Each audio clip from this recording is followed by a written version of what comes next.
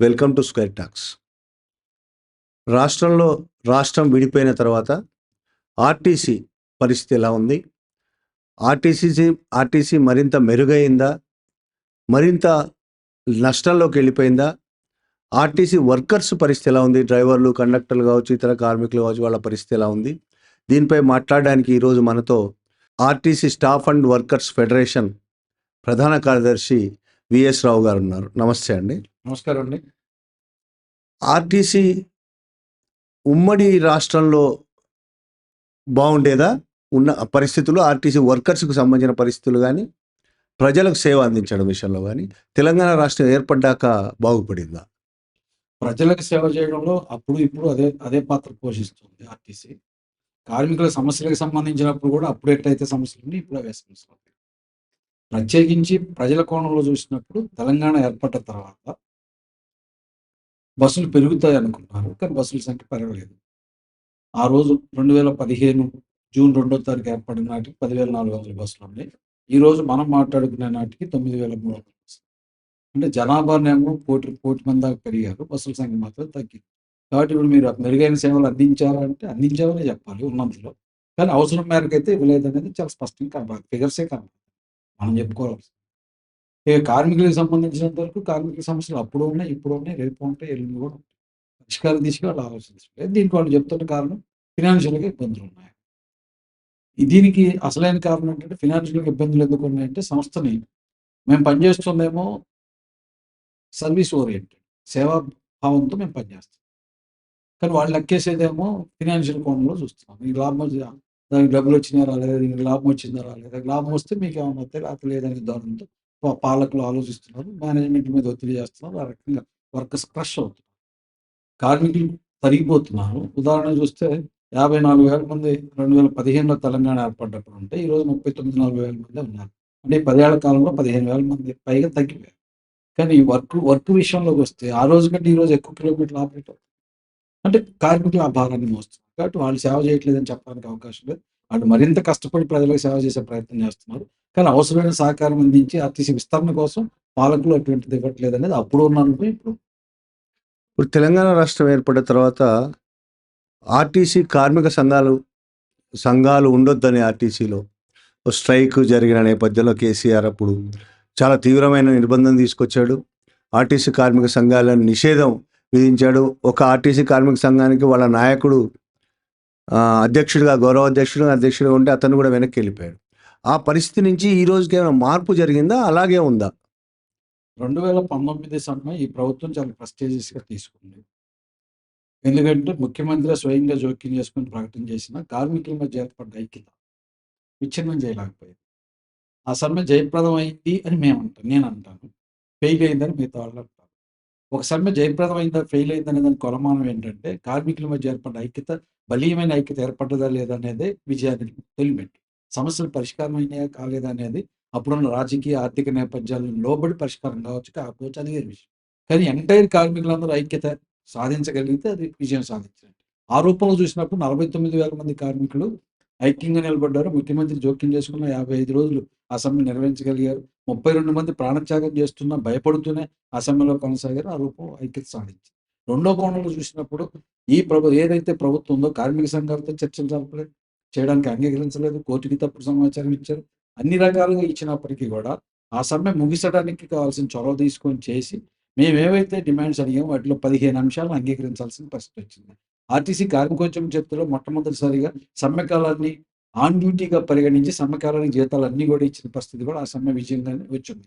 ఇవన్నీ కూడా పాలక పార్టీగా ఉన్నప్పుడు బీఆర్ఎస్‌కి కంటగింపుగా ఉన్నాయి. అందుకని ఆర్టీసీ కార్మికోద్యమం మీద ఆంక్షలు విధించారు. దానికి డిసెంబర్ 1వ తారీఖు వేదికైంది. ఆర్టీసీ కార్మికుల నుంచే పిలిచి, ప్రగతి భవన్‌ని పిలిచి అందరికి భోజనాలు పెట్టి మాట్లాడించి, మనకి కార్మిక సంఘాలు వద్దు 2 సంవత్సరాలు ఓపిక పడదాం. మనం గ్రీవెన్స్ సెల్ లాగా వాటిని వాటి ద్వారా నడుపుదాం. అప్పుడు 2 సంవత్సరాల అనుభవం తర్వాత చూద్దాం. అప్పుడు గనుక మీరందరూ కోరుకుంటే కార్మిక సంఘాలను పునరుద్ధరించుకుందాం. ఇప్పుడు ఎన్నికలు ఉండవని ప్రకటన చేశారు. దాన్ని అక్కడ ఉన్నోళ్ళు కార్మికులు కొంతమంది హర్షించారు కాబట్టి మా మీద కార్మికోద్యమం మీద ఆంక్షలు మొదలైపోయినాయి. కానీ ఇప్పుడు 6 ఏళ్ళు అయిపోయింది. 6 ఏళ్ల అనుభవంలో అది ఫలితం లేదని తేలిపోయింది. ఏవైతే వీళ్ళేసిన వెల్ఫేర్ కమిటీల వల్ల సమస్యలు పరిష్కారం కావని తెలిపింది. ఎందుకు పరిష్కారం కావంటే దానికి ఒక వాస్తవం కూడా ఉంది. వెల్ఫేర్ కమిటీలకు ఎటువంటి చట్ట పద్ధతి లేదు. ప్రభుత్వ పాలసీలను ప్రశ్నించేవి కావవి. పని పరిస్థితులు అక్కడ ఏదైనా చిన్న ఇబ్బందొస్తే చెప్పగలిగేవి తప్ప, ప్రభుత్వ విధానమైన అంశాల మీద ఘర్షణ పడే స్వభావం గాని, ఘర్షణ పడి తినే స్వభావం గాని ఆ కమిటీలకి ఏముండదు. వెల్‌ఫేర్ కమిటీలు. కాబట్టి అది ఫెయిల్ అయింది. అయినా ఆ ప్రభుత్వం తన పరిపాలన నుంచి బయటికి పోయిన దాకా అదే ధోరణి వ్యవహరించింది. ఇప్పుడొచ్చిన కాంగ్రెస్ ప్రభుత్వం గూడా మేము కార్మిక సంఘం మీద ఆంక్షలు ఎత్తేస్తాం అని చెబుతూనే ఆంక్షలు కొనసాగిస్తున్నారు తప్ప వాటిని కూడా రిలాక్స్ చేయట్లేదు. ఎందుకు అనంటే, ఇప్పుడు వాళ్ళు దాన్ని ఎంజాయ్ చేస్తున్నారు. ఇంకొక కోణంలో చెప్పాల్సొస్తే, ఇప్పుడు ఏవైతే భారతదేశంలో కోడ్స్‌కు వ్యతిరేకంగా భారత ప్రజలందరూ, కార్మికులందరూ కూడా రేపు మే 20వ తారీఖున సమ్మెకెళ్తున్నారో, ప్రాక్టికల్‌గా గత 5 సంవత్సరాలుగా అవే నిబంధనలు ఇప్పుడు ఆర్టీసీలో అమలు. యూనియన్ల మీద ఆంక్షలు ఎత్తేసిన దాని ఫలితంగా అమలవుతుంది. ఇప్పుడు 10 గంటలు, ఇప్పుడు ఏదైతే 8 గంటలు పని దినం ఉందో దాన్ని 12 గంటలు చేస్తారనేది కోడ్‌లో ఉంది. ఇప్పుడు ఆల్రెడీ 12-16 గంటలు ఆర్టీసీలో పనిచేస్తున్నారు. రెండోది, కార్మిక సంఘాలకు ఎన్నికలు ఇవన్నీ కూడా చాలా కష్టతరం చేస్తారు. ఓన్లీ గ్రీవెన్స్ సెల్లులు పెడతారనేది కోడ్‌లలో ఉంది. ఇప్పుడు ఆల్రెడీ ఇక్కడ వెల్‌ఫేర్ కమిటీల పేరుతో పెట్టి ఇక్కడ గ్రీవెన్స్ వాటి ద్వారానే పరిష్కరిస్తారు తప్ప ఎన్నికలు ఇక్కడ జరపమని చెప్తున్నారు. మూడోది, కార్మిక సంఘాలకు ఎన్నికలు ఉండవు. కార్మిక సంఘాలకు ఎన్నికలు పెడితే 51% పైగా ఎవరికైతే వస్తుందో వాళ్ళు మాత్రమే గుర్తింపు సంఘంగా ఉంటారు. వాళ్ళతోటే నెగోషియేషన్ ఉంటారు. తక్కువ వస్తే నెగోషియేషన్ కమిటీలేస్తారు. ఆ కమిటీలో వచ్చిన మెజారిటీని బట్టి నిర్ణయం చేస్తారు అంటున్నారు. అలా ఇక్కడ కార్మిక సంఘాలంటే పరిగణలోకి తీసుకోవట్లేదు. ఆ రకంగా చూసినప్పుడు ఏవైతే ఉన్నాయో, ఇప్పుడు కార్మిక కోడ్‌లు ఏవైతే తీసుకురావడానికి 2019లో పార్లమెంట్ ఆమోదించిందో, వాటి నేపథ్యంలో ఇవి ఆర్టీసీలో అమలవుతుంది. వాళ్ళకేం తేడా తెలియట్లేదు. కానీ ఈ రోజు కూడా ఆ కోడ్‌లు గనుక ఒకే ఒక్క మౌలికమైన అంశం ఉంది రెండిట్లో. కార్మిక కోడ్‌లు అమల్లోకి వస్తే ఇప్పుడు నువ్వు తప్పు చేస్తున్నావు యాజమాన్యం, మా మీద మీరు ఆంక్షలు పెట్టారు, ఇది తప్పు అని ఇప్పుడు ఏదైతే చెప్తున్నావో, రేపు ఈ మాట చెప్పడానికి కార్మికోద్యమానికి అవకాశం లేదు, ఉండదు. అదంతా కూడా సక్రమం అయిపోద్ది. ఈ ధోరణి కొనసాగుతుంది. ఆ ప్రభుత్వం అదే కొనసాగిస్తుంది కార్మికోద్యమం మీద. ఈ ప్రభుత్వం అదే కొనసాగిస్తుంది. ఆ ఆంక్షలు ఎత్తేయడానికి సిద్ధపడట్లేదు. కారణం ఏంటంటే వాళ్ళు దాన్ని ఎంజాయ్ చేస్తున్నారు. అటు అధికారులు గాని, మమ్మల్ని ప్రశ్నించేవాళ్ళు ఉండకూడదనే ధోరణి ఏదైతే ఉందో, కార్మిక సంఘాలు వస్తే ప్రశ్నించే తత్వం ఉంటుంది. ఎందుకంటే కార్మికుల హక్కులు ప్రజల హక్కు. ఉదాహరణకు చెప్పాల్సొస్తే, ఇప్పుడు కార్మికోద్యమం మీద ఆంక్షలతో పాటు అమానవీకర మాటలు కూడా అక్కడక్కడ మాట్లాడుతున్నారు. నేను స్పష్టంగా చెప్పదలుచుకుంది, కార్మిక సంఘాలు గనుక లేకపోయుంటే, కార్మిక సంఘాలే ప్రజాతంత్ర పద్ధతిలో ఆలోచించి పోరాటం చేయకపోయుంటే, ఈ రోజున ఆర్టీసీ రూపంలో ఉండుండేది కాదు. ఎందుకంటే 2001లో చంద్రబాబు నాయుడు గారు ముఖ్యమంత్రిగా ఉన్నప్పుడు మొత్తం ప్రపంచ బ్యాంక్ విధానాలను ఆర్టీసీలో అమలు చేయడానికి ప్రయత్నం చేసి, మొత్తం అంతా చేసి, పన్నులు కూడా 15% మా దగ్గర నుంచి పన్నులు తీసుకున్నప్పుడు, కార్మిక వర్గాన్ని ఐక్యం చేసి 24 రోజులు సమ్మె జరిగి, దానికి ప్రజలు అందరూ రాష్ట్రం అంతా మద్దతిచ్చి 8,500 మంది జైలుకెళ్తే, అప్పుడు ప్రభుత్వం లొంగిపోయి, మీకు ఏదైతే రాయితీలు మీరు ప్రజలకు ఇస్తున్నారో వాటిలో 50% ఇస్తామని, అట్లాగే ఏదైతే మీ దగ్గర నుంచి 15% టాక్స్ తీసుకున్నామో దాన్ని 10%, 7% తగ్గిస్తామని మొదటి ఒప్పందం జరిగి, ఆర్టీసీ చరిత్రలో ప్రభుత్వం నుంచి డబ్బులు వెనక్కి రావడం బాధ్యతగా మొదలైంది 2001. ఆ తర్వాత 2005లో రాజశేఖర రెడ్డి ప్రభుత్వం వచ్చింది, కాంగ్రెస్ ప్రభుత్వం. ఆయన కూడా ప్రైవేటు గుత్తాధిపత్యం మీకే ఉండాలి ఆర్టీసీకి అన్నారు.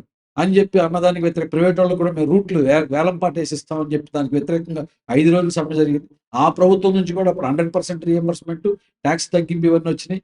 కాబట్టే ఈ 2 సమ్మెలు ఆర్టీసీ పరిరక్షణ కోసం కార్మికులు చేశారు కాబట్టే ప్రజల సహకారంతో ఈరోజు ఈ ఆర్టీసీని బతికుంది ఇక్కడ. ఇది మర్చిపోయి వాళ్ళ కార్మిక సంఘాల మీద ఆంక్షలు మేము విధిస్తే మొత్తం మంచి జరుగుద్దనేది కాదు. నా వైఖరి ఏంటంటే, కార్మిక సంఘాలు ఎస్కలేషన్. కార్మికులకి, యాజమాన్యానికి మధ్య వాళ్ళు సారథులుగా ఉంటారు. వివిధ సమస్యలు అడ్రెస్ చేయడానికి ప్రయత్నం చేస్తారు. ప్రభుత్వానికి కూడా నివేదించేదానికి ప్రయత్నం చేస్తారు. అటువంటి దాన్ని మీరు తగ్గించడం వల్ల కార్మికుల అసంతృప్తి పెరుగుతుంటది తప్ప తరగదు. ఇది ఆ ప్రభుత్వాలకు అర్థం కావట్లేదు. యాజమాన్యం మాత్రం ఎంజాయ్ చేస్తున్నట్టు కనపడుతుంది. ఎందుకంటే మమ్మల్ని అడిగేవాడు లేడు, ప్రశ్నించేవాడు లేడు, దెబ్బలాడేవాడు లేడు. హాయిగా మా పని మేమేదో చేసుకుంటున్నాం అంటున్నారు. ఇది సరైంది కాదు. గత ప్రభుత్వం, బీఆర్ఎస్ ప్రభుత్వం రాష్ట్రంలో ఏ సమస్య లేనప్పుడు ధర్నాలు, నిరసనలు చేయడం ఎందుకని ధర్నా చౌక్ ఎత్తేస్తా అన్నది. ఆర్టీసీలో అన్ని సమస్యలు నేనే పరిష్కరిస్తాను, నా బిడ్డలు వాళ్ళు అని ఆయన ఇంటికి పిలిచి మరీ మాట్లాడి, కార్మిక సంఘాలు ఎందుకు నేనే పరిష్కరిస్తాను కదా అన్న నేపథ్యంలో అసలు నిజంగానే కార్మిక సంఘాలు అవసరం ఉందా? ప్రభుత్వం కేసీఆర్ అంత అద్భుతంగా అన్ని పరిష్కరిస్తానని చెప్పి ప్రకటించిన తర్వాత కూడా కార్మిక సంఘాలు అవసరం ఉందా ఆర్టీసీలో అని? అన్ని సమస్యలు పాలకులే పరిష్కరించేటట్టయితే, ఇప్పుడు ప్రభుత్వాలు కూడా ధర్నాలు ఎందుకు చేస్తున్నాయి? ప్రభుత్వాలే ప్రజల సమస్యలన్నీ పరిష్కారం చేసేటట్టయితే, పాలకులు కూడా ఎందుకు ధర్నా చేస్తున్నారు? ఇప్పుడు కేంద్రంలో ఉన్న ప్రభుత్వానికి వ్యతిరేకంగా రాష్ట్రాలు ఎందుకు ధర్నాలు చేస్తున్నాయి? ఎందుకని వాటికి వ్యతిరేకంగా కార్యక్రమాలు చేస్తున్నారు? అంటే ఎవరు కూడా పాలకులు ప్రజల ప్రయోజనాలు పూర్తిగా పరిష్కారం చేయలేదనేది అర్థమవుతుంది. కార్మిక సంఘాలు రిప్రజెంటేటివ్స్. ప్రజల నుంచి వస్తున్న రిప్రజెంటేటివ్స్. వాళ్ళు కార్మికులు ఎంచుకొని వాళ్ళు నిర్ణయించుకొని ఉండొచ్చు. కానీ కార్మిక సంఘాలు లేకపోవడం వల్ల నియంతృత్వం పెరుగుద్ది తప్ప ఇంకోటి కార్మిక సంఘాలు ఉంటే ఆ ప్రశ్నించే తత్వాన్ని ఇప్పుడు భరించలేకపోతున్నారు. నిజంగానే పరిష్కారం అయితే ఈరోజు నేను చెప్తున్నా, ఇందాక నేను చెప్పిన మాట ఏదైతే ఉందో 12 సమస్యలు విలీనంతో సంబంధం లేకుండా పరిష్కారం కావాల్సినవి 80 సమస్యలు విలీనంతో పాటు వస్తాయంటున్నాం. నిజంగానే అన్నీ పరిష్కరిస్తే 2013లో జరగాల్సిన వేతన ఒప్పందం 2015లో ఎందుకు జరిగింది? 2015లో ఇయ్యాల్సిన ఏరియాస్ 2024లో ఎందుకు ఇచ్చారు? 9 సంవత్సరాల పాటు మాకు ఇయ్యలేదు కదా! 2017లో జరగాల్సిన వేజ్ అగ్రీమెంట్ కాంగ్రెస్ ప్రభుత్వం వచ్చిన తర్వాత 2024లో ఎందుకు జరిగింది? 7 ఏళ్ల పాటు ఈ అగ్రీమెంట్ ఎందుకు జరగలేదు? 2021లో జరగాల్సిన అగ్రీమెంట్ ఈ రోజు కూడా ఎందుకు జరగలేదు?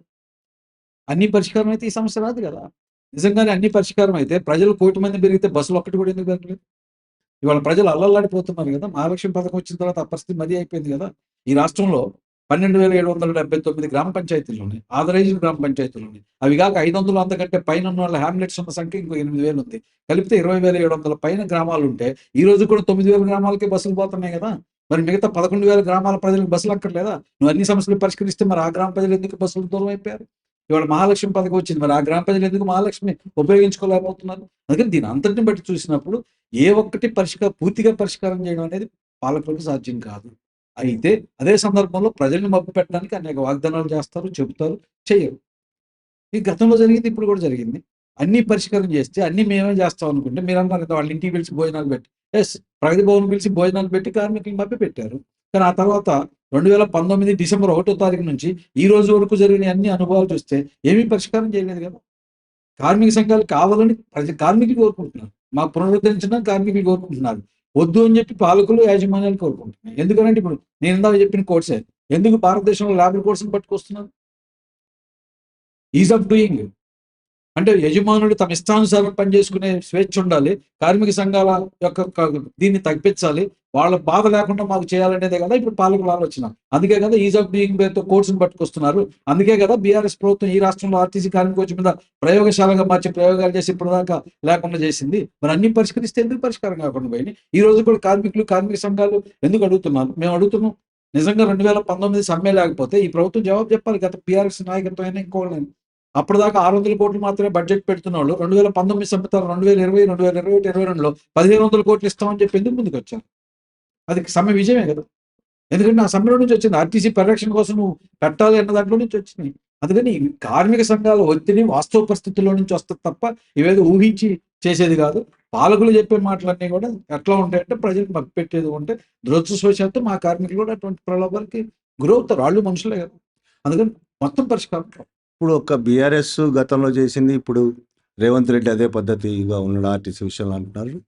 దేశవ్యాప్తంగానే అన్ని కార్మిక సంఘాలను బలహీనపరచడానికి, కార్మిక చట్టాలను బలహీనపరచడానికి కేంద్ర ప్రభుత్వం కొన్ని చట్టాలు తీసుకొస్తుంది. అంటే కార్మిక శక్తిని ఉద్యమంలోకి రాకుండా చేయడం కోసం, నిర్వీర్యం చేయడం కోసం, ఉద్యమాల్లోకి రాకుండా ఉండడం కోసం, మరింత పనిభారం పెంచడం కోసం కార్మిక చట్టాలు తీసుకొస్తుంది. ఈ నేపథ్యంలో కార్మిక సంఘాలు ఏమైనా చేసే పరిస్థితి ఉందా ఈరోజు దేశంలో? డెఫినెట్‌గా చేస్తున్నారు. మే 20 తారీఖున దేశంలో ఉన్న అన్ని కార్మిక సంఘాలు, అంటే దేశంలో ఏవైతే 10 కార్మిక సంఘాలు, జాతీయ కార్మిక సంఘాలు ఉన్నాయి, అవి స్వతంత్ర ఫెడరేషన్లు, అసోసియేషన్లు అన్నీ కూడా మన మార్చి 18 తారీఖున జాతీయ సదస్సు నిర్వహించినాయి. ఒక డిక్లరేషన్ ఆమోదించినాయి. దాని ప్రకారం రేపు మే 20 తారీఖు నాడు దేశవ్యాప్తంగా కార్మిక వర్గం సమ్మెకెళ్ళాలని చెప్పి నిర్ణయం చేసి చార్టర్ ఆఫ్ డిమాండ్స్‌ని కూడా ఇచ్చి దాంట్లో ప్రధానమైంది ఒకటి లేబర్ కోడ్స్‌ని రద్దు చేయాలి, రిపీల్ చేయాలి. రద్దు చేసి 29 చట్టాలు ఏవైతే రద్దు చేసినాయో వాటిని తిరిగి పునరుద్ధరించాలి. ఆ ప్రయోజనాలు మరింత కఠినంగా అమలు చేయాలనేది అడుగుతున్నాయి. దాంతో పాటుగా 2023లో ఏదైతే చార్టర్ ఆఫ్ డిమాండ్స్ 17 ఆమోదించారో వాటిని కూడా పెట్టి రేపు సమ్మెకెళ్ళాలనేది ఉంది. ఎందుకు లేబర్ కోడ్స్ అని ఎందుకు అంటున్నామంటే ఈ లేబర్ కోడ్స్ తోటి మొత్తం చట్టాలు ఏవైతే 29 చట్టాలు రద్దు చేసి కార్మికోద్యాన్ని మొత్తం రిపేర్. ఈ రోజు సమ్మెలు ఉన్నాయి చూస్తే, సమ్మె ఉంది. సమ్మెకి ఇప్పుడు జరుగుతున్న మామూలుగా అయితే ఏవైతే ప్రొహిబిటెడ్ ఉన్న సంస్థలు అయితేనేమో 14 రోజుల ముందు సమ్మె నోటీస్ ఇచ్చి చేయాలి. కానీ ఇప్పుడు తీసుకొస్తున్న దాంట్లో 60 రోజుల ముందే సమ్మె నోటీస్ ఇయ్యాలి. ఎక్కడ 60 రోజుల ముందు సమ్మె నోటీస్ ఎట్టిస్తారు? 60 రోజుల తర్వాత తప్ప సమ్మె 60 లోపు సమ్మె పాటు 14 రోజుల ముందు అంటున్నారు. ఇప్పుడు ఆ సమ్మెకి ఎవరైనా మద్దతు ఇచ్చినా, సమ్మెకి ఆర్థికంగా సహాయం చేసినా, సమ్మెకి ఇంకోటి చేసినా భారత న్యాయ సంహిత చట్టం 111 అంటే దేశద్రోహ కేసు కింద వాళ్ళు కేసు బుక్ చేసి జైలుకి పంపించేదానికి కూడా ఇప్పుడు చట్టంలో కూడా అటువంటి మార్పులు చేసి తీసుకొస్తున్నారు. ఈ 2 ఇంటర్లింక్డ్ ఉన్నాయి. కాబట్టి దీనికి వ్యతిరేకంగా కార్మిక వర్గం దెబ్బలాడాలి, రద్దు చేసుకోవాల్సిన అవసరం ఉంది. ఇవాళ అనేక చట్టాలు ఇవాళ వచ్చినాయి. ఈ చట్టాలేం పుణ్యానికి దయాదాక్షిణ్యంతో రాలే. ఇప్పుడు ఉదాహరణకి ఐటీ ఇండస్ట్రియల్ డిస్ప్యూట్ యాక్ట్ లేకపోతే ఏదైతే పారిశ్రామిక ఇవి వచ్చినాయో ఇవన్నీ కూడా భారతదేశ స్వాతంత్ర పోరాటంలో నుంచి ముందుకు వచ్చినాయి. అనేక కుట్ర కేసులు ఆయా సందర్భాల్లో కార్మిక వర్గం మీద, కార్మిక వర్గ నాయకుల మీద పెట్టినప్పుడు వాళ్ళకి రక్షణ ఉండాలంటే ట్రేడ్ యూనియన్ యాక్ట్ ఉండాలి. ట్రేడ్ యూనియన్ యాక్ట్ ఎవరైతే ఎంప్లాయీ ఉంటాడో, ఆ ట్రేడ్ యూనియన్ లో రిజిస్టర్డ్ అయిన నాయకులు ఉంటాడు, అతని మీద కుట్ర కేసు పెట్టే అవకాశం లేదు. కాబట్టి దానికోసం భారత ప్రజలు, కార్మిక వర్గం పోరాడు కాబట్టి వచ్చాయి. ఇవి వాటిని రద్దు చేయడానికి ప్రయత్నం చేస్తున్నారు. ఇప్పుడు ఆ రూపంలో ఇప్పుడు మొత్తం అంతా కూడా కార్మిక సంఘాల మీద ఎటువంటి ఏమీ లేకుండా చేయడానికి ప్రయత్నం చేస్తున్నారు. ఉన్న ప్రొటెక్షన్ లేకుండా తీసేస్తున్నారు. పని పరిస్థితులు 12 గంటలకి చట్టబద్ధం చేస్తున్నారు. ఈ చట్టబద్ధం చేయడమే కాదు, పెట్టుబడిదారులు అందరూ అడుగుతున్నారు. నారాయణమూర్తి గారు 70 గంటలు అంటాడు, ఇంకొక 90 గంటలు పని చేయాలంటాడు. అంటే మనుషులు కాదు, రోబోట్సా? వాళ్ళ కుటుంబం ఉండదా? 24 గంటల స్వభావానికి అర్థం ఏంటి? 8 గంటల పని, 8 గంటల కుటుంబం, 8 గంటల విశ్రాంతి. ఇదే కదా. మరి ఇది భారతదేశంలో అమలు చేయాలి కదా, చేయట్లేదు. దానికోసం రాటిఫికేషన్స్ ఉన్నాయి, ILO ఉన్నాయి, ఇంటర్నేషనల్ లేబర్ ఆర్గనైజేషన్ ఉంది, ILC ఇండియన్ లేబర్ కాన్ఫరెన్స్ తీర్మానాలు ఉన్నాయి. కానీ వాటిని అమలు చేయట్లేదు. అమలు చేయకుండా ఇప్పుడు 12 గంటలని చేస్తున్నారు. రెండోది సోషల్ సెక్యూరిటీ అంటున్నారు. దేశంలో అందరికీ సోషల్ సెక్యూరిటీ ఇస్తూ ఉంటున్నారు. ఇవాళ PF స్టాట్యుటరీ, ప్రతి ఇండస్ట్రీలో 10%, 12% చేస్తారు, ఇస్తున్నారు.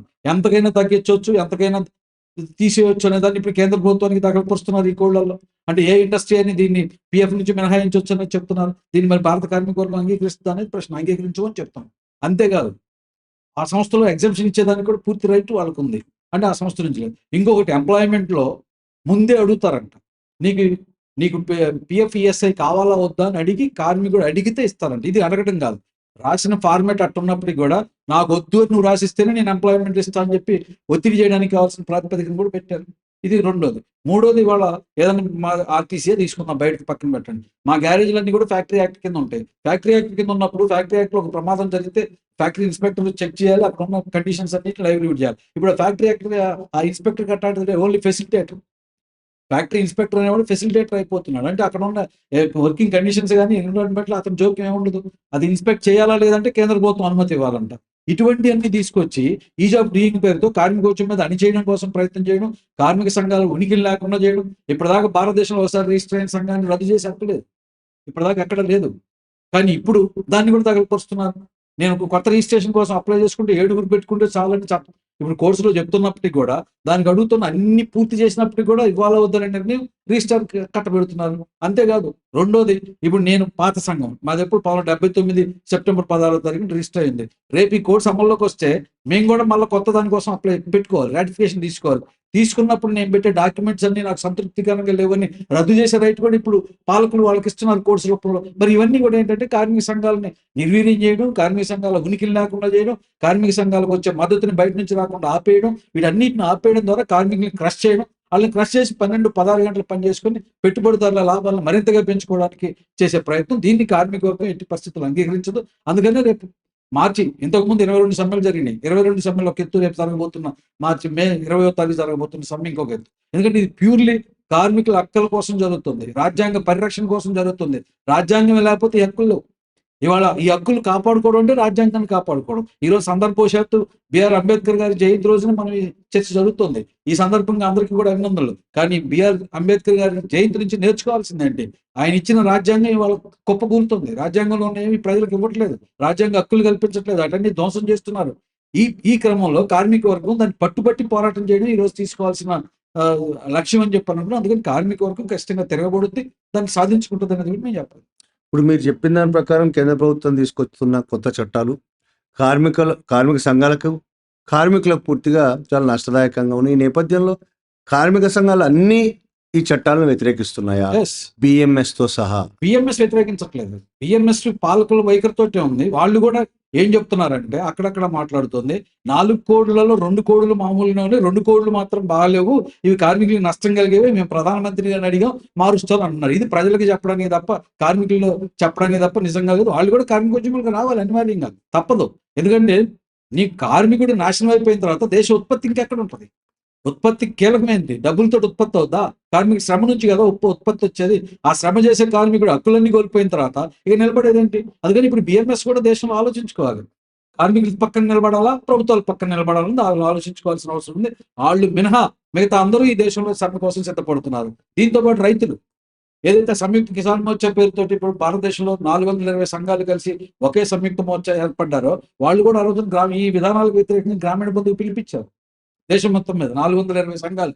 దాంతోపాటు ఈ రాష్ట్రాల్లో, తెలుగు రాష్ట్రాల్లో చూస్తే రైతు వ్యవసాయ కార్మిక సంఘాలు కూడా ఆ సమ్మెను బలపరుస్తూ గ్రామీణ బంధుకు పిలిపిస్తున్నాయి. అందుకని ఇంత విశాలమైన ఐక్యత రాబోతుంది. అక్కడక్కడ ఎవరికైనా కార్మిక సంఘాల్లో సస్పెన్షన్లు ఉంటే కూడా వాటన్నింటిని వదులుకొని ఈరోజు కార్మిక లేబర్ కోడ్ని వెనక్కి కొట్టడం, ఈ ప్రభుత్వాన్ని ఒక అడుగు వెనక్కించడం అంటే ఇప్పుడున్న రాజ్యాంగ పరిస్థితిని కాపాడుకొని మన ఉనికిని కాపాడుకోవడం, మన శరీరాన్ని మనం కాపాడుకోవడం, దీన్ని పెట్టుకోవడం. ఇది మర్చిపోతే మాత్రం ఇబ్బంది. మళ్ళీ ఆర్టీసీ విషయానికి వస్తే, ఆర్టీసీ డిపోల్లో పనిచేసే కార్మికుల నుంచి అటు డ్రైవర్లు, కండక్టర్ దాకా మిగతా ఎండి ఆఫీస్లో పనిచేసే ఎంప్లాయీస్ కూడా, ఈ మొత్తం వీళ్ళకున్న ప్రధానమైన సమస్యలేంటి? వాళ్ళ పని విధానంలో రోజువారీ సమస్యలేంటి? ఆ సమస్యల పరిష్కారానికి ప్రభుత్వం కానీ, యూనియన్లు కానీ ఏం చేయగలుగుతాయి? ఇప్పుడు రోజువారీ ఎదుర్కొనే పరిస్థితులు అంటే ఉదాహరణకి పని గంటలు ప్రధానమైనది. కండక్టర్ డ్రైవర్లు ఎదుర్కొనేది, అన్ని సెక్టార్స్ ఎదుర్కొనేది పని గంటలు. ఎందుకు పని గంటలు ఎక్కువ అవుతున్నాయి? తక్కువ మందితో ఎక్కువ పని చేయించడం అనేది ఉంది. ఉదాహరణకి ఇప్పుడు నాకు అవసరం ఒక లెటర్ ఇచ్చారు. 500 మంది కండక్టర్లు హైదరాబాద్లో తక్కువ ఉన్నారు. ఈ 500 మంది కండక్టర్లు తక్కువ ఉంటే ఇంకోటి మీద డ్యూటీ చేయాలని ఒత్తిడి పెరుగుతుంది. కాబట్టి వాడికి వచ్చే న్యాచురల్గా వచ్చే సెలవు కూడా వాడికి వచ్చే పరిస్థితి లేదు. ఇది ఒకటి. 2, పెరుగుతున్న అవసరాలను దృష్టిలో పెట్టుకొని కొత్త బస్సులు పెంచగలిగే దానికి ప్రభుత్వం నుంచి ఎటువంటి సహాయం రావట్లేదు, పెంచట్లేదు. దాంతో జరుగుతుంది ఏంటి? ఉన్న బస్సులకే ఇంకొక ఎక్స్టెండెడ్ కిలోమీటర్స్ పెంచేయడం. అది రూరల్ ఏరియాలో అయితే ఒక మండల హెడ్ క్వార్టర్ డ్యూటీ అయిపోయిన తర్వాత, హైదరాబాద్ వచ్చిపోయిన తర్వాత కూడా ఇంకొక మండల హెడ్ క్వార్టర్కి పోయి రమ్మని చెప్పడం. దాని ద్వారా ఇంకొక 50 కిలోమీటర్లు, 100 కిలోమీటర్లు పని భారం పెరిగిపోయింది. అందుకని వాళ్ళు అనుకున్న టైంకి, అనుకున్న పద్ధతిలో రాలేకపోతున్న పరిస్థితి ఇవ్వదు. ఈ పరిస్థితి మరింత పెరిగింది. ఏది 2023 డిసెంబర్ 9వ తారీఖు తర్వాత పెరిగింది. కానీ మహాలక్ష్మి వచ్చిన తర్వాత ఇది మరింత పెరిగింది. అందుకని కండక్టర్ డ్రైవర్లు ఇది వదులుకునేది. టైంకి రాలేకపోతున్నారు. హైదరాబాద్ నగరంలో ప్రతి సర్వీసు గంటన్నర నుంచి 2 గంటలు ఆలస్యం అవుతుంది. ఇన్ టైంకి రావట్లేదు. ఇది ఒక ఇబ్బంది ఉంది. మరి నిజంగా చట్టం ఇప్పటికే చట్టం అమల్లో ఉంది కదా! ఉన్న చట్ట ప్రకారం ఓవర్ టైం కూడా ఇవ్వట్లేదు. ఓవర్ టైం క్యాలిక్యులేషన్ చేయట్లేదు. రోడ్లు బాగయినాయి అని చెప్పి నువ్వు రన్నింగ్ టైం కుదిస్తున్నారు, ఓటీని కుదిస్తున్నారు. ఈ రకంగా ఏవైతే ఫీల్డ్ మీద పనిచేస్తున్న కండక్టర్ డ్రైవర్లు ఉన్నారో వాళ్ళ సమస్య ఉంది. ఇప్పుడు గ్యారేజీలో ఏంటి? గ్యారేజీ కార్మికుల సమస్య మరింత ఘోరంగా ఉంది. ఎందుకంటే గ్యారేజీ కార్మికుల సమస్యను తగ్గించారు. వాళ్ళని సంఖ్య తగ్గించారు. ప్రైవేట్ వాళ్ళని పట్టుకొచ్చారు. వివిధ పనులన్నీ ప్రైవేట్ వాళ్ళకి అప్పచెప్పేసారు. సంఖ్య తగ్గింది. వీళ్ళ మీద ఒత్తిడి విపరీతంగా పెరిగింది. కొత్త బస్సుల్లో పనిముట్లు ఇచ్చేది లేదు. ఖర్చులో తగ్గించుకోవడం పేరుతోటి పనిముట్లను తగ్గిస్తున్నారు. పాత వాటిని తీసి దీనికి ఏమంటున్నారు అంటే 2 పనులు చేయాలి. ఒకటి ఎప్పుడైనా పూర్తి పని, కొత్తదైతే డైరెక్ట్ వేయడమే. ఒక టిప్పి తీసుకొచ్చి చేయడం అంటే ఇది రెగ్యులర్‌గా జరిగే పని. ఆ రకంగా వాళ్ళ మీద గ్యారేజ్ కార్మికుల మీద ఇబ్బంది ఉంది. అట్లాగే ఇప్పుడు ట్రాఫిక్ సూపర్వైజర్, క్లరికల్ స్టాఫ్ కూడా ఇప్పుడు ఇంతకుముందు క్లరికల్ స్టాఫ్ అంటే ఒక సూపర్వైజర్, 4 క్లర్కులు ఉండేవాళ్ళు ఒక ఆఫీస్‌లో. ఒక సెక్షన్ ఫైనాన్స్ అయితే ఫైనాన్స్, పర్సనల్ డిపార్ట్మెంట్ అయితే పర్సనల్ డిపార్ట్మెంట్. ఇప్పుడు 1+1 ఒకడే సూపర్వైజర్, ఒకటే ఉండాలి. ఆ ఒక్కడే ఎంతమంది పనిచేస్తారు? ఒక డిపోలో 600 మంది వర్కర్స్ ఉంటే 300 మంది కండక్టర్లు, 300 మంది డ్రైవర్, మెకానిక్‌లు అందరూ ఉంటారు. వాళ్ళందరి పని వాళ్ళిద్దరే చేయాలంటే భారం. రాత్రి 9, 8 కూడా పనిచేసే పరిస్థితి. ఆ రకమైన ఇది ఉంది. అలాగే చార్ట్ మీద పనిచేస్తున్న ఏడీసీ కంట్రోలర్. స్టాఫ్ లేరు. స్టాఫ్ లేరు కాబట్టి రోజుకొక 20 మందిని అదనంగా పట్టుకోవాలి. బెదిరించడమో, తిట్టడమో, బామాడడం, కాళ్ళు పట్టుకోవడం, గడ్డం పట్టుకోవడం, నీకు అడిగినప్పుడు ఇత్తరా బాబు అని చెప్పి వాళ్ళందరిని వేయాలి. అందుకని అన్ని సెక్టార్స్ కూడా, అన్ని కేటగిరీల కార్మికులు ఈరోజు పని భారం మోస్తున్నారు. వీటన్నిటికి కారణం ఏంటంటే నామ్స్ తగ్గించడం, వర్క్ లోడ్స్ పెంచడం, ఉన్న వాళ్ళ మీదనే పని భారం వేయడం, కొత్త వాళ్ళని రిక్రూట్ చేయకపోవడం, అది బేస్ లెవెల్ రిక్రూట్మెంట్ ప్రమోషన్స్ కూడా ప్రాపర్ పద్ధతిలో కొన్ని రాకపోవడం, ఆ సూపర్వైజరీ క్యాడర్‌లో ఉన్న పోస్టులు రాకపోవడం, ఇవన్నీ కూడా అల్టిమేట్‌గా వర్కర్స్ అందరినీ పని భారంలోకి నెడుతున్న పరిస్థితి ఉంది. ఇది పోవాలనంటే బేస్ అంశాల మీద తీసుకోవాలి. ఆర్టీసీ బస్సుల సంఖ్య పెంచాలి. దాంతోపాటు సిబ్బంది సంఖ్య పెరగాలి. ఆ రూపంలో పెరిగినప్పుడు అవసరమైన మేరకు ఉండాలి. నామ్స్‌ని కూడా సవరించాలి. నామ్స్‌ని తగ్గిస్తా పోతున్నారు. నేను ఆర్టీసీలోకి వచ్చిన రోజు 88లో 11.5 ఒక బస్సు వెనకాల ఉన్నారు. ఈరోజు 5.3 ఉన్నారు. అంటే 6 తగ్గించేశారు. ఈ భారం అంతా కార్మికులే మోస్తున్నారు. అందుకని అన్ని సెక్టార్స్ మీద, అన్ని రంగాల కార్మికుల మీద ఆ ప్రభావం ఉంటుంది. వర్క్ లోడ్స్ పెరుగుతున్నాయి. ఇవి పోవాలని కోరుకుంటున్నాను. ఇప్పుడు అలాగే బహిరంగంగా ప్రైవేటైజేషన్ చేయకపోయినా దాదాపు కొత్త ప్రైవేట్ బస్సులను పెట్టుకోవడం రూపేణా ప్రైవేటైజేషన్కు మెల్లమెల్లిగా దాంట్లో చొప్పిస్తున్నారు ఆర్టీసీలో. ఈ ప్రైవేటైజేషన్‌కు వ్యతిరేకంగా కార్మిక సంఘాలు ఏమైనా ఫైట్ చేస్తున్నాయా? దొడ్డిదారిని ఏం పెట్టట్లేదు. డైరెక్ట్‌గానే ప్రైవేటైజ్ చేస్తున్నారు. డైరెక్ట్‌గా అదే బస్సు రావడం అంటే మేము మొదట ఎస్‌డబ్ల్యూఎఫ్‌గా, మిగతా సంఘాల వైఖరి నేనే ఇక్కడ ప్రశ్నించట్లేదు గానీ, స్టాఫ్ అండ్ వర్కర్స్ ఫెడరేషన్‌గా అద్దె బస్సులు తీసుకురావాలని ప్రారంభించినప్పుడే ఇవి ప్రైవేటీకరణకు దారి తప్ప ఇంకోటి కాదని వైఖరి చెప్పాం. వీటికి వ్యతిరేకంగా కార్మికోద్యమాలు నిర్మించాం, అన్నీ చేసాం. కానీ మిగతా వాళ్ళ సంఘాల వైఖరులలో లేదా యాజమాన్యంలో ఉంది. ఇప్పటికొచ్చేసరికి అల్టిమేట్‌గా ఇప్పుడు 48% అద్దె బస్సులు అయిపోయినాయి. కొన్ని డిపోలు 60% కూడా అయిపోయినాయి. ప్రైవేట్ అద్దె బస్సులు కొన్ని డిపోలలో 60% కూడా ఉంది. ఇది 2 రకాల ప్రమాదం ఉంది. రేపు ఎప్పుడైనా వాళ్ళ ప్రయోజనాలకు భంగం కలిగింది, మాకు ఇబ్బంది వచ్చింది అనుకున్నప్పుడు, ఈ అద్దె బస్సులోళ్ళంతా మేము సమ్మె చేస్తున్నాం అంటే ఆర్టీసీ ప్యారలైజ్ అయిపోద్ది. ఈ ప్రమాదం కూడా ఉంటుంది అనేది మేము గతంలో చెప్పాం. అందుకని ఇప్పుడు ఆ ప్రమాదం మరింత పెరుగుతోంది, ఉంది, ప్రైవేటైజ్ అయిపోతుంది. కొంతమంది ఆర్గ్యుమెంట్ చేసేదంటే, నేను 1990లో చూసినప్పుడు అప్పుడు ఆర్టీసీ అయిపోద్దని చెప్పారు. ఇప్పుడు అయిపోద్దని చెప్పారు. కానీ ఇన్ని సంవత్సరాల తర్వాత చూస్తే ఆర్టీసీ ఇట్లనే ఉంది. నేను బతికున్నంత కాలం ఆర్టీసీ ఉంటదనే వాళ్ళు కూడా ఉన్నారు. ఆర్టీసీ ఉంటది. మేము చెప్పేదేంటంటే వెలగపండులాగా ఉంటది అంటున్నాం. ఏనుగు తిన్న అలగపండులాగా ఉంటుంది. ఏనుగు తిన్న అలగపండు కాయ కనపడుద్ది. కానీ కూర్చుంటదు. ఇప్పుడు ఆర్టీసీ పరిస్థితి కూడా అంతే ఉంది. ఇప్పుడు అద్దె బస్సుల పేరుతో 47% అద్దె బస్సులు వచ్చేసినాయి. రేపు ఎలక్ట్రికల్ బస్సులతోటి మొత్తం ప్రైవేటోళ్ళు కార్పొరేట్ శక్తులన్నీ కూడా ఆర్టీసీలోకి వచ్చేస్తారు. ఈ ప్రభుత్వం, కేంద్ర ప్రభుత్వం, రాష్ట్ర ప్రభుత్వాలన్నీ ఉమ్మడిగా నిర్ణయించుకున్నాయి. ఏంటది? మొత్తం ఉన్న బస్సులన్నింటిని కూడా ఎలక్ట్రికల్ బస్సులు మార్చాలి. ఉదాహరణకి తెలంగాణ గవర్నమెంట్, ఇప్పుడు వచ్చిన గవర్నమెంట్ కూడా, కాంగ్రెస్ ప్రభుత్వం కూడా హైదరాబాద్లో ఉన్న 2800 బస్సులని ఒక సంవత్సరంన్నర కాలంలోనే ఎలక్ట్రికల్ బస్సుల కింద మారుస్తూ 2030 నాటికి మొత్తం ఆర్టీసీ బస్సులన్నీ కూడా ఎలక్ట్రికల్ మారుస్తూ అంటున్నారు. ఇప్పుడున్న చట్టం ప్రకారం, ఇప్పుడున్న విధానాల ప్రకారం, కేంద్ర ప్రభుత్వం తీసుకొచ్చిన విధానాల ప్రకారం ఇవన్నీ జీసీసీ పద్ధతిలోనే వస్తాయి. అంటే గ్రాస్ కాస్ట్ కాంట్రాక్ట్. మనం ఏం జోక్యం చేసుకోవాల్సిన పని లేదు. వాడు బస్సు ఇస్తాడు. ఆ బస్సుకి కిలోమీటర్కి ఎంతైతే వాళ్ళు కోట్ చేస్తారు. అది కూడా ఇక్కడేం టెండర్ ఉండదు. టెండర్ మొత్తం కేంద్ర ప్రభుత్వం చేస్తుంటుంది. సిఎస్ఎల్ అని చెప్పి, కన్జర్వేటివ్ ఎనర్జీ సర్వీసెస్ లిమిటెడ్ పేరుతోటి వాళ్ళే టెండర్ వేస్తారు, వాళ్ళే ఫైనల్ చేస్తారు, నువ్వు ఎంత కట్టాలి. ఇప్పుడు హైదరాబాద్ అనుభవంలో భిన్నమైన వాతావరణాలు వస్తున్నాయి. కొన్ని బస్సులకి రూ. 67 కట్టాలి.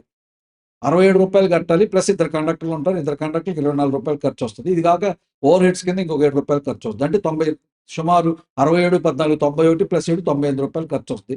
ఆదాయం రూ. 56 వస్తుంది. మరి మిగతా డబ్బులు ఎక్కడి నుంచి తెచ్చి కడతారు? ఇవి కొన్ని సర్వీసులకు ఉండొచ్చు, మిగతా అన్ని సర్వీసులకు లేకపోవచ్చు, బ్రేక్ ఈవెన్ రావచ్చు. కానీ అల్టిమేట్గా చూసినప్పుడు, ఓవరాల్గా పట్టి చూసినప్పుడు అది నష్టమే. రెండో వైపున ఇప్పుడు ఆ డిపోలన్నీ పోతున్నాయి. ఇప్పుడు మొత్తం బస్సుల సంఖ్య పెరిగిన తర్వాత ఆటోమేటిక్గా మొత్తం ప్రైవేటైజ్ అయిపోతాయి కదా. బోర్డు మాత్రమే టీజీఎస్ఆర్టీసీ ఉంటుంది. లోపల ఉండే వాళ్ళందరూ ఎవరంటే ప్రైవేట్ కార్పొరేట్లు, ప్రైవేట్ అద్దె బస్సుల యజమానులు ఉంటారు. ఆర్టీసీ బస్సులు ఉండవు.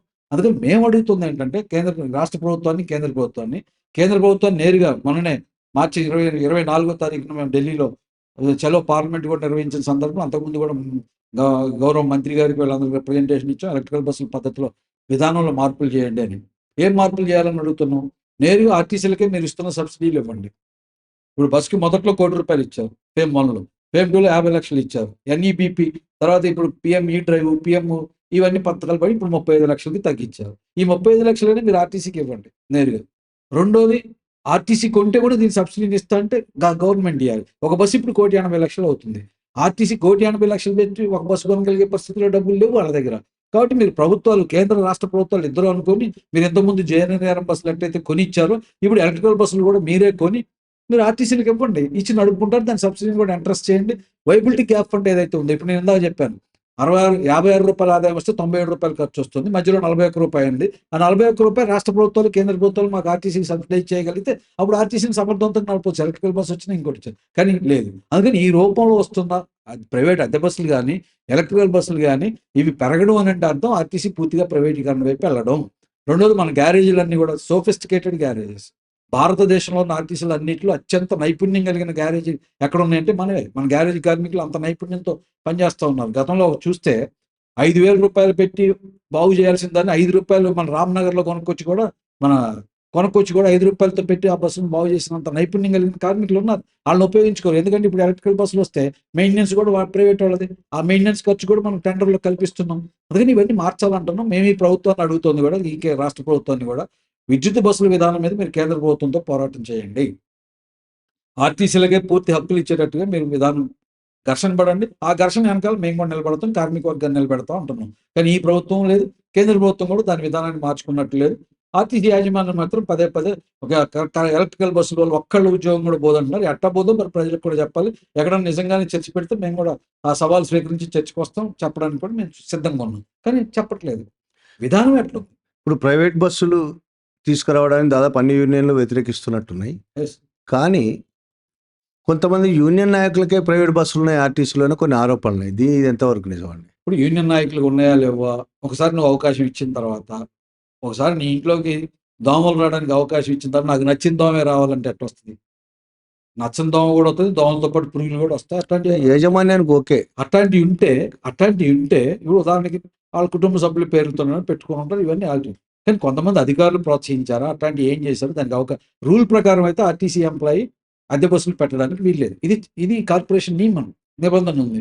దానికి భిన్నంగా వస్తుందంటే నిజంగా మీరు తెలిస్తే యాక్షన్ తీసుకోండి. వాటిని విత్డ్రా చేయండి, రద్దు చేయండి, ఎవరికి అభ్యంతరం? ఇచ్చిన వాళ్ళు యాక్షన్ ఎందుకు తీసుకుంటారు కానీ అది నిజమేనా నేను తెలియదు అడుగుతుంది. అది. మనకెట్ట తెలుస్తుంది? ఇప్పుడు బినామీ పేరుతో ఇప్పుడు బినామీ పేరుతో పలానాయనకి 100 కోట్లు ఉన్నాయంటే అది ఎట్ట తెలుస్తుంది మనకి? ఆరోపణ తప్ప అది కాదు. ఇప్పుడు కూడా ఇది ఆరోపణలాగానే ఉంటుంది తప్ప వాస్తవం కాదు కదా! నేనేం చెప్పలేను కదా! అది. ఇప్పుడు బీఆర్ఎస్ ప్రభుత్వం పోయి 1.5 ఇయర్ అయింది. కాంగ్రెస్ ప్రభుత్వం వచ్చిన తర్వాత కొత్తగా ఏమైనా కొంత డెవలప్మెంట్ అయినా ఉందా? కార్మికుల పని విధానంలో, పని పద్ధతుల్లో కానీ, పని భారంలో కానీ, జీతాల విషయంలో కానీ ఏమైనా డెవలప్మెంట్ ఉందా? పూర్తి భిన్నంగా లేదు అని చెప్పలేము. పూర్తి భిన్నంగా ఉందని చెప్పలేము. ఒకటి 2013 ఏరియర్స్‌కి సంబంధించింది ఏదైతే ఉందో 283 కోట్ల రూపాయలు బీఆర్ఎస్ ప్రభుత్వం ఉన్న కాలంలో ఇయ్యలేదు. ఈ ప్రభుత్వం వచ్చిన తర్వాత వాటిని దశల వారీగానైనా పూర్తి చేశారు. 283 కోట్లు ఇచ్చారు. ఇదొక అంశం. అట్లాగే 2017 వేతన ఒప్పందం యాక్చువల్‌గా 21% ఫిట్‌మెంట్ తోటి ఇచ్చారు.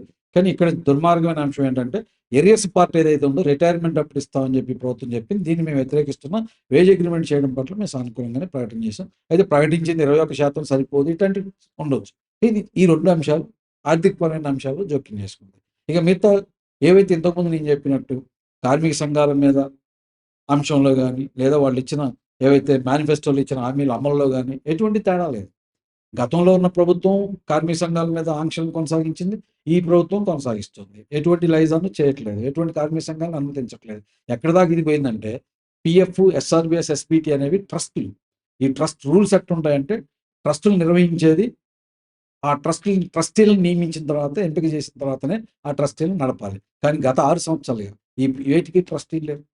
ట్రస్టీలు లేకుండానే నిర్వహిస్తున్నారు. మరి వాస్తవం కార్మికులకి ఎట్లా తెలుస్తుంది? మిగతా వాళ్ళకి ఎట్లా తెలుస్తుంది? అందుకని మేము పదే పదే అడుగుతున్నాం. మీరు ట్రస్టులను బలోపేతం చేయండి. ట్రస్టుల ద్వారానే కార్యక్రమాలు నిర్వహించండి అని చెప్పి. ఇప్పుడు ఇది ఇటీవల కాలంలో మాది పీఎఫ్ ఎగ్జెంప్టెడ్ ట్రస్ట్. అంటే పీఎఫ్ అంతా మేమే నిర్వహించుకుంటాం. ఓన్లీ పెన్షన్ పేమెంట్ మాత్రం బర్కత్‌పూర్ ఆఫీస్ నుంచి పేమెంట్ చేస్తాం. మిగతా లెక్కలన్నీ మా దగ్గరే ఉంటాయి. కానీ ఇటీవల ఈడీఎల్ఎస్ ఏదైతే ఉందో insurance scheme, PF loan insurance స్కీమ్‌ని మళ్ళా ఆర్టీసీ ట్రస్ట్ నుంచి తీసి వాళ్ళకి ఇచ్చారనేది తెలుస్తోంది. ఇది ఎవరిని అడిగి ఇచ్చారు మరి? యాక్చువల్‌గా 49,000 మంది ఎవరైతే ఇప్పుడు 40,000 మంది సభ్యులు ఉంటారో వీళ్ళంతా కూడా దాని స్టేక్ హోల్డర్స్ కదా! స్టేక్ హోల్డర్స్ తెలియకుండానే ఇచ్చారు. ఇట్లాంటివి ఉంటున్నాయి. ఇది ప్రభుత్వానికి తెలియకుండా. అట్లాగే సీసీఎస్ ఉంది. సీసీఎస్ డబ్బుల్ని ఆర్టీసీ యాజమాన్యం అవసరం కోసం వాడుకుంది. వాడుకున్నప్పుడు తీర్చాలి కదా! ఇప్పుడు నిన్న ఒక ప్రకటన చేశారు.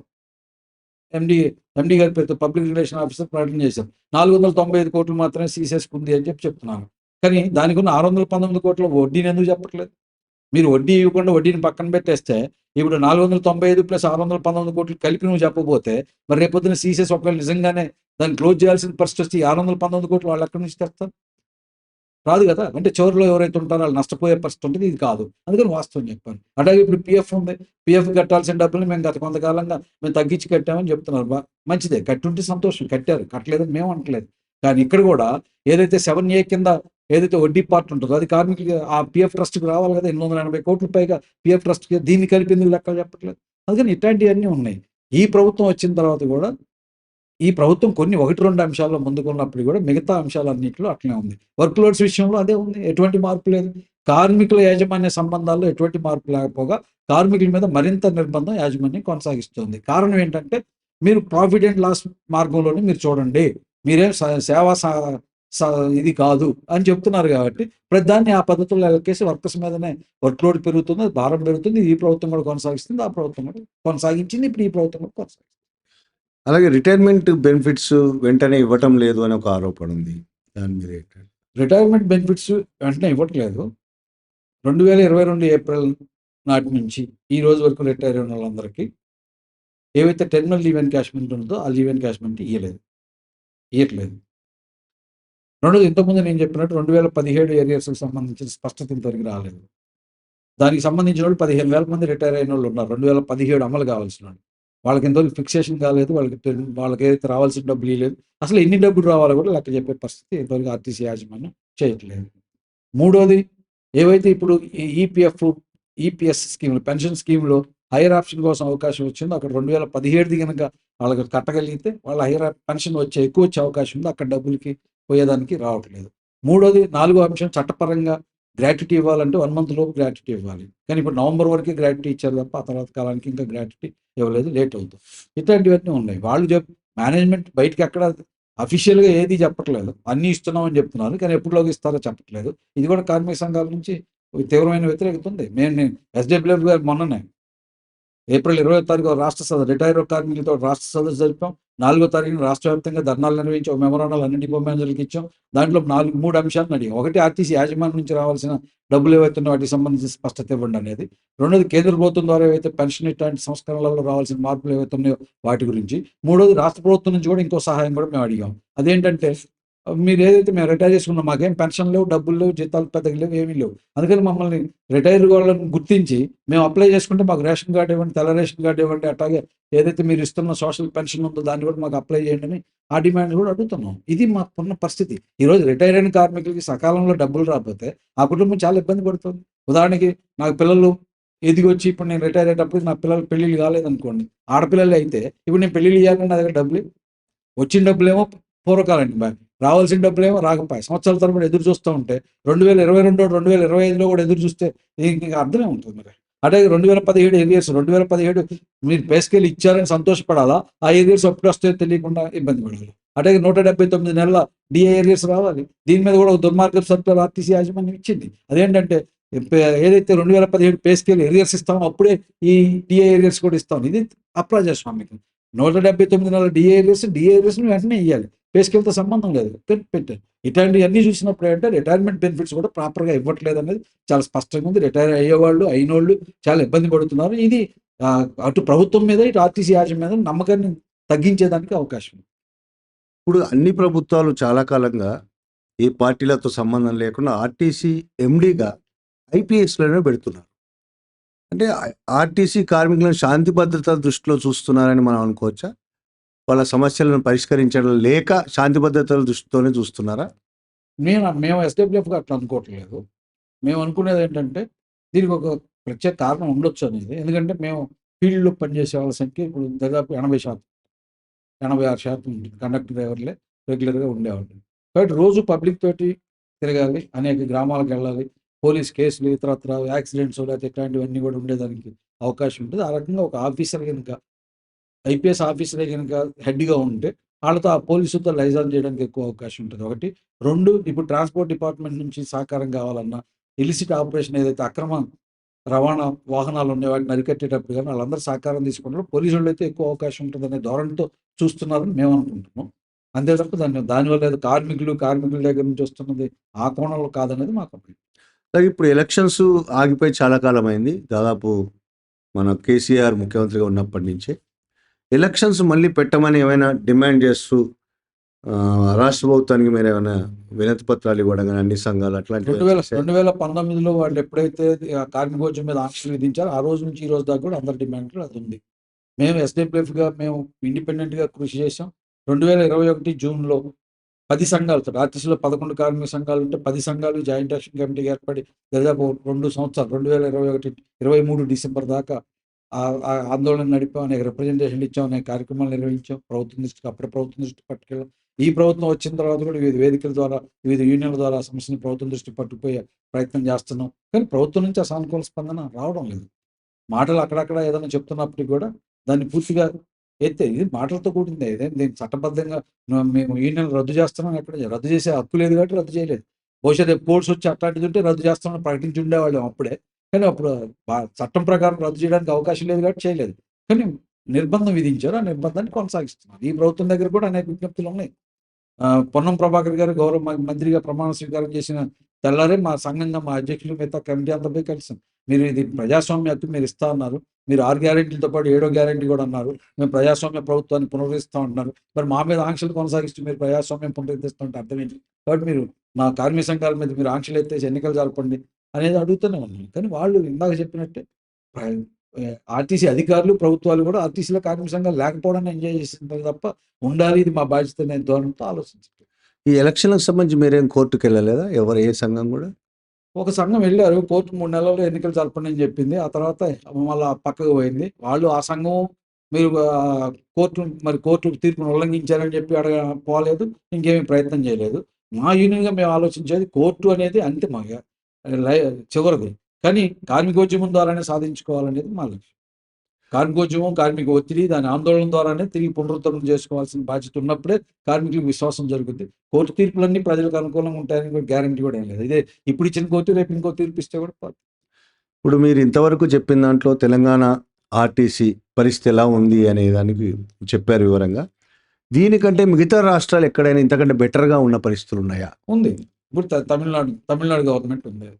వాళ్ళు 2011 నుంచి ఈ రోజు వరకు 14 సంవత్సరాలుగా వాళ్ళు డీజిల్ మీద అవుతున్న ఖర్చు ఏదైతే ఉందో, ఆ రోజుకి అంటే 2011లో లీటర్‌కి నా రూ. 30 ఉంటే రూ. 30 ఆర్టీసీ కట్టుద్ది. ఒకవేళ అది రూ. 50 పెరిగితే పెరిగిన రూ. 20ని రాష్ట్ర ప్రభుత్వం రీయింబర్స్ చేస్తుంది. 2011 నుంచి దాన్ని అమలు చేస్తున్నారు. అట్టాగే వైబిలిటీ గ్యాప్ ఫండ్ కూడా ఈ సంవత్సరం బడ్జెట్‌లో రూ. 3,800,00,00,000 పెట్టారు. అట్టాగే ఆర్టీసీని పూర్తిగా విస్తరిస్తున్నారు. ఇప్పుడు వాటర్ బాటిల్స్ ఏవైతే ఉన్నాయో, ఇప్పుడు 2 ప్లాంట్లు సరిపోక 3 ప్లాంట్లు వాటర్ బాటిల్ ప్లాంట్లు పెట్టి కూడా రూ. 10కే మంచినీళ్ళు ఇచ్చేదానికి ప్రాజెక్ట్ చేస్తున్నారు. వాళ్ళు మెడికల్ కాలేజ్ నడుపుతున్నారు. తర్వాత పాలిటెక్నిక్ కాలేజ్ నడుపుతున్నారు. ఆర్టీసీ పిల్లలకే దాంట్లో 50% పెట్టి ఆ రకంగా ఎడ్యుకేషన్ కూడా అందిస్తున్న పరిస్థితి ఉంది. మెరుగ్గా ఉంది. అట్లాగే కేరళ ప్రభుత్వం కూడా ఆర్టీసీకి కావాల్సిన దానికి చిన్న రాష్ట్రం అయినప్పటికీ కూడా కేరళలో అక్కడున్న ఆర్టీసీని బతికించుకోవడం కోసం కావాల్సిన దాదాపు ఈ 7 సంవత్సరాల కాలంలో రూ. 11,000 కోట్ల అక్కడ ఆర్టీసీ మీద ఇన్వెస్ట్ చేసి ఆ రకంగా ప్రజలకు సౌకర్యం చేసే పరిస్థితి ఉంది. మన దగ్గరికి వచ్చి చూస్తే ఇవ్వాల్సినవి సక్రమంగా ఇవ్వట్లేదు. అదనంగా ఇయ్యడం పక్కన పెట్టండి. కొత్త బస్‌కి డబ్బులు ఇవ్వట్లేదు. 10 ఏళ్ల కాలంలో 2015 జూన్‌లో ఏర్పడిన రోజు నుంచి ఈ రోజు దాకా కొత్త బస్సుల కొనుగోలు కోసం మీరు పెట్టిందంతా నీ ప్రభుత్వాలు లెక్కలు చెప్పమంటే నామినల్‌గా ఉన్నాయి 200 కోట్లు కూడా ఉండవు మొత్తం కలిపి 11 ఏళ్లలో. మరి ఆర్టీసీ విస్తరణ ఎట్లా జరుగుద్ది? ఆర్టీసీ కార్మికుల మీద మీరేం పెట్టుబడి పెట్టారు? అందుకని ఇవి ఉన్నాయి. అందుకని మిగతా రాష్ట్రాల్లో ఉన్నాయి. అక్కడ ఏమి మైనస్‌లు లేవు కాబట్టి అక్కడ కూడా ఉండొచ్చు. కానీ వాటన్నిటిని తీసుకొని మేము ఏదైతే ఈ ప్రభుత్వాలను అడుగుతుంది గతం నుంచి ఇప్పుడు దాకా అడుగుతోంది. ఇప్పుడు మా లయబిలిటీస్ ఒక 8,000 కోట్లు ఉన్నాయి. ఆర్టీసీ కార్మికులు అయితేమి, తర్వాత బ్యాంక్ అప్పులైతే, తర్వాత అయితే అన్నీ ఉన్నాయి. వీటన్నిటిని మీరు వైవ్ ఆఫ్ చేయండి. లేదా ఈక్విటీగా మార్చండి. ఆ రకంగా మా మీద వడ్డీ భారం తగ్గుద్ది. 2 మీరేదైతే రాష్ట్ర బడ్జెట్‌ని రూ. 3,04,000 కోట్ల 2025, 26 బడ్జెట్‌లో పెట్టాం. మేము అందులో 3% అడుగుతున్నాం. ఎంతకాలం? ఓ 3 ఏళ్ల పాటు ఇయ్యండి. ఇది ఒక ప్రత్యామ్నాయం ప్రభుత్వం ముందు పెట్టాం. ప్రభుత్వం పట్టించుకోవట్లేదు. అట్లాగే ఇప్పుడు ఏదైతే ప్రజల దగ్గర నుంచి గ్రీన్ సెస్ రూపంలో వసూలు చేస్తున్నారో, గ్రీన్ నిధి కోసం వసూలు చేస్తున్నారో, ఆ పర్యావరణాన్ని కాపాడటంలో మేము ఆర్టీసీలుగా ప్రథమ భాగం పోషిస్తున్నాం. ఎందుకంటే కాలుష్యాన్ని తగ్గించడంలో కేబుల్ తీసుకురావడంలో మేము ప్రథమ భాగంలో ఉన్నాం. అందుకని మీరు ఏదైతే గ్రీన్ దీనికోసం ఫండ్స్ వసూలు చేస్తున్నారో దాంట్లో 20%ని ఆర్టీసీ కేటాయించి ఆ రకంగా మీ మీ పేరుతోటి గ్రీన్ ఫండ్ బస్సుల పేరుతోటన్నా ఇన్వెస్ట్ చేయండి అంటున్నాం. అట్లాంటివి చేయట్లేదు. అందుకని ఇవి అనేక ప్రత్యామ్నాయాలు ప్రభుత్వం ముందు పెడుతున్నాం. ఇప్పుడు ఎలక్ట్రికల్ బస్సులు వచ్చేదానికి కూడా మన దగ్గర ప్రత్యామ్నాయం. గ్యాస్ ఉంది చాలా విరివిగా ఉంది. తెలుగు రాష్ట్రాల్లోనే చాలా విస్తారంగా ఉంది. గ్యాస్ వెళ్ళొచ్చు కానీ దానికి ఆటంకాలు ఉన్నాయి. ఇతరత్రా ఇవన్నీ కూడా ఉన్నాయి. కానీ మేము చెబుతున్న ప్రత్యామ్నాయాన్ని పాలకులు పట్టించుకోవట్లేదు. ఇప్పుడు ఆర్టీసీ నష్టాల్లో ఉందని ఒకవైపు ప్రభుత్వం చెప్తుంది. ఆర్టీసీ యాజమాన్యం కూడా చెప్తుంది. ఈ నష్టాలకు కారణం వర్కర్స్ కారణం ఏమైనా ఉందా? మేము బేసిక్‌గా అసలు అది నష్టాలనే పదాన్ని వాడటమే మేము వ్యతిరేకిస్తాం. అది నష్టం కాదు. వైబిలిటీ గ్యాప్ అది. నష్టం అని ఎందుకంటున్నారు? ఇప్పుడు ఉదాహరణకి నేను ఒక అరటిపళ్ళ వ్యాపారం చేస్తున్నాను. అరటిపళ్ళ వ్యాపారం చేసేటప్పుడు అరటిపళ్ళ వ్యాపారంలో నాకు కుళ్ళిపోయి ఒక 10 డజన్లు తెస్తే 4 డజన్లు కుళ్ళిపోతే నాకు 4 డజన్లు నాకు నష్టం జరిగిందని చెప్పొచ్చు.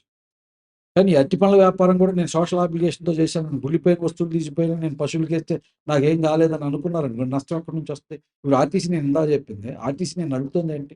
అర్ధరాత్రి పూట బస్ స్టాండ్‌లో ప్రయాణికులు ఉన్నా కూడా నేను ఆ గ్రామానికి ఒక్కళ్ళున్నా, నలుగురున్నా ఒక స్త్రీయే ఉంటది ఉదాహరణకి. ఒక ఊరు వెళ్ళాల్సిన 100 కిలోమీటర్లు ఉంటది. ఒక్క మహిళే ఉంటది.